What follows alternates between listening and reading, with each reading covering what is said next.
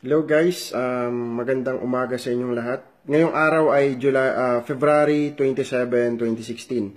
So ito yung araw na kung saan ito yung palugit ng SEC para po doon sa reply nila doon sa concern natin sa CDO. Ulitin ko lang, nagkaroon po tayo, naitatag po ang Success 200 May 12, 2016. After 2 months, nagkaroon po tayo ng SEC advisory. Ibig sabihin nun, July po yun, paalala sa publiko na itong kumpanya na to ay kung sakali nagbibigay ng promising ng investment, etc., ay ipagbigay alam sa kanila or malalabag nila yung ganung batas. Tanong, bakit ba sila naglabas ng ganung advisory?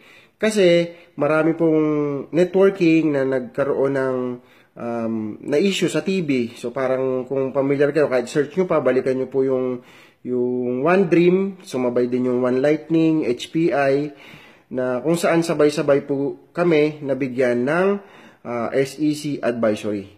So, paalala po yun sa publiko para magkaroon sila ng awareness na pag kayo naglabas ng pera sa mga kumpanyang to, ito ang mga kumpanya na sabi nga, nagpa-promise or nagbibigay or nagbebenta ng security. Ibig sabihin, nangangako. Okay, sa madaling salita. So, binibigyan nila ng babala ang publiko na itong mga kumpanya na to ay nasa investment category. Parang ganon. Okay. So, paglabas po ng SEC na yon, sinagot po ng Success 200 yon agad-agad at hinintay po namin ang feedback nila.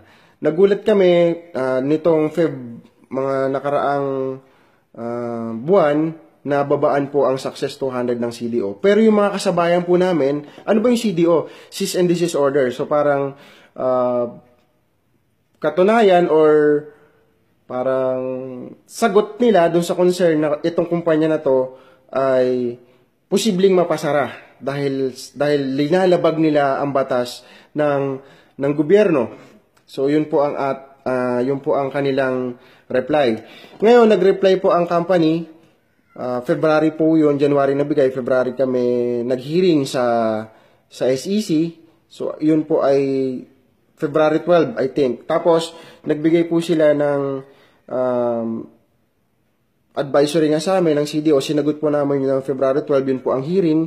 After that, naghintay po kami ng 15 days kasi marami pong allegation sa company na sinagot po namin point by point. Lahat ng linagay nilang reklamo or mga puna sa company, linagay po namin lahat ng ebidensya. Lahat ng ebidensya. Lahat po yun naka-annex, pati yung mga signature campaign, pati yung mga salaysay ng mga member na kami ay hindi investment. Nakalagay po lahat doon. So, nagbigay po sila ng 15 days. Ngayon nga, dahil may CDO, karapatan nila dahil nasa gobyerno at karapatan natin sundin na tayo ay magkaroon ng stop operation or temporary close. No operation, meaning no pay-in, no payout, no product, etc. Kailangan po yun sundin. Maraming leader at nagmamadali at gusto na nilang mag-encode, mag-pay-in, mag-promote ng product sa madaling salita. So kami po, kailangan namin sundin yung prosesong ganon para tayo ay magtuloy-tuloy. Ibig sabihin, para po tayo ay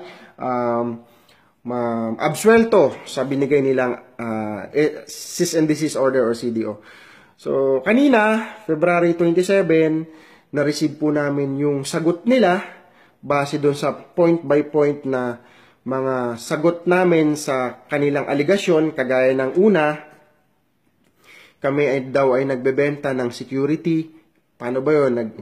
Parang nagpapa-invest kami sa tao. Pangalawa, tawag dito, maraming allegation doon na si Sir Albert daw nagpe-present sa mga member, nagbebenta ng security. Pangatlo, mayroon daw kaming product na tea, chocolate drinks, chocolate mix. Okay? So, ano pa? Marami pong allegation na sinagot namin doon point by point. Sabihin, ito yung linagay na concern, linagay po namin yung ebidensya. Yun po ang aming sagot. At kanina, nagkaroon po sila ng sagot doon sa aming concern na hindi namin alam kung nasan ba ang ebidensya. Okay? So, ayaw ko naman po maging bias sa inyong lahat kasi mahirap mag-update sa inyo nang wala rin kaming maibigay na update. Kumbaga, kailangan po natin sumunod sa batas. After po nung concern nila kanina, nasagot nila dun sa reply namin, hindi ko po alam, nag-reply sila pero wala naman silang ebidensya na dinagay. Yun, ganun talaga, kailangan natin sumunod. Ngayon, meron po kaming 10 days ulit para sagutin yung concern na yun. Pagkatapos nung 10 days na yun, hihintayin po natin yung resulta na manggagaling sa taas ng SEC. Ang SEC po kasi isang building yon, maraming department. Department ng EIPD, Enforcement Investor Protection Department, may department para sa investment na department siya na humawak ng investment company. At iba-iba pang department. Ngayon, nandun po kami sa taas, yung nag-hearing sa amin, yung general, parang department ng mga nag-hearing. So, doon po yun sa 9th floor, doon po nagkaroon ng hearing doon sa concern. At binigay po kanina sa amin, February 27, binigay po sa amin yung sagot nila doon sa concern. So, mamaya po, yung mga susunod na video, may mga katanungan po ako sa mga member na nakalagay po doon sa concern nila. So, yun po ang update natin. Ito po yung unang video ng aming conversation. So, abangan nyo po ang pangalawa.